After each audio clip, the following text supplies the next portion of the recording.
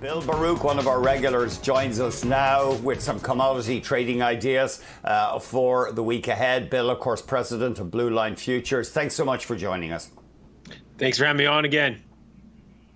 Can we kick off with oil here, Bill, from both? I mean, fundamentally, let's start with that. China worries about the Chinese recovery casting shadows over the energy market.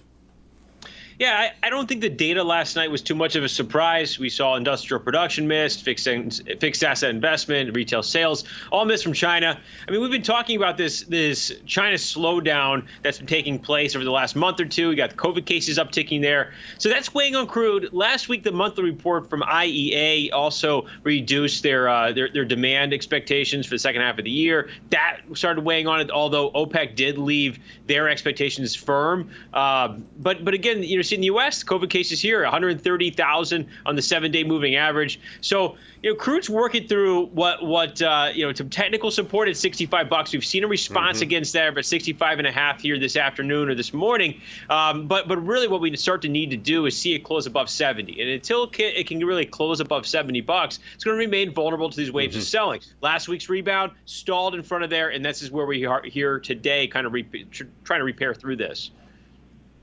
So, Bill, I know there's a lot of factors here, but your take is, I think, that if it doesn't get above $70, there's a risk that it tests that $65 level again?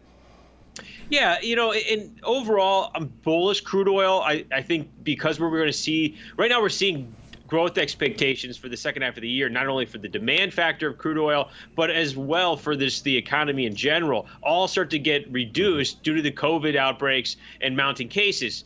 But I actually remain very optimistic for the second half of the year, and I think we're going to see better than expected growth, especially after these are revised lower. So I'm very, very optimistic on crude oil and how it can perform, say, through Q4. So I think any weakness that we see now is going to be a buying opportunity. Now, we do have the recent support levels at $65, but there's also a lot of backstops of support. $63 is a technical level. We also have the 200-day moving average right around $60. So I think if it does sell off and break a new low, we're going to have a lot of support to lean on. And there's a lot of ways to structure positioning and know your risk if you're trading the futures. But as well, if you're looking at the equity market, I mean, there's some great names out there that have done really well. The companies have great cash flow right now coming out of last year, and so I expect where the stocks, the energy stocks, did not perform with crude on the last wave higher. I think the next wave up they will. So I'm just a buyer on weakness in this space right now.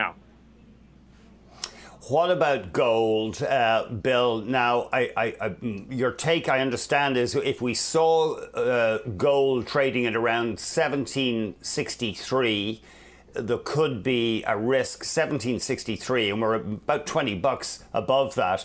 There could be a risk here that we see fresh selling.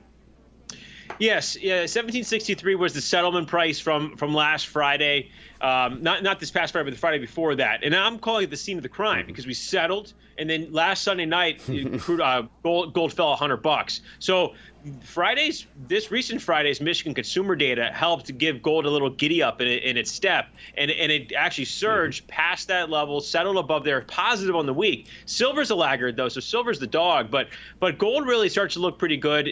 And while it's above 1763 from a technical standpoint, my fear though is the dollar, and the dollar can, it's in this potential. Does the dollar break out or does it not? You have some more hawkish Fed speak. We look to Fed Chair Powell tomorrow. Does he start to keep that hawkish tailwind going, and does that weigh on gold? Does that power the dollar higher? Because you have the 50-day moving average and the dollar index crossing above the 200 about a week or 2 weeks ago, and then as well the U.S. dollar, USD CNH against the Chinese yuan, you have the 50-day moving average pending to cross above the 200, and you got a little bit of a bottom there on that too. So if the dollar starts to power higher, it's going to weigh on commodities in general, and in fact, I would like to see some dollar strength. I would love to see dollar strength because it's going to give me a better place to buy some commodities, and I think that's going to That would weigh on gold. One thing that hasn't really hasn't sold off yet, has been kind of sort of straight up since last Sunday, is platinum. I think platinum right here at 1020 is a good sell. I think there's potential of seeing that wave back down the mid 900s. So again, I think the dollar is something you really got to keep your pulse on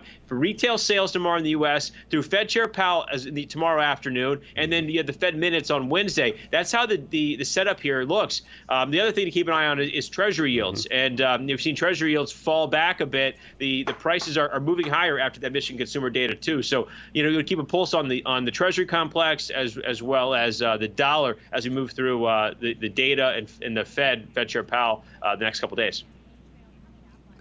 Bill, give us a favorite trading idea for the week ahead in commodities. Well, I'm looking at the dollar right now. I think platinum's run is a little much. I would be selling platinum right here, and I am at this, say, 1020 area. I'm looking for a wave lower in platinum. Manage your risk though, because if the dollar does fail here, we could see the platinum start moving sharply higher, continuing this move. But there's a lot of resistance in platinum. Previous lows, you got some retracement levels, and then just kind of lean on that China data last night. The China slowdown, markets are still pricing that in. So I do expect platinum to turn lower from these levels to give you a trading opportunity. More broadly, though, you see a pretty strong prospect of the US dollar going up, hurting commodity prices, but creating buying opportunities. Absolutely. I think right now, the dollar hasn't broken out. I'm not sitting here and buying the dollar today. I am looking at how it could affect commodities and how I can position in that sense.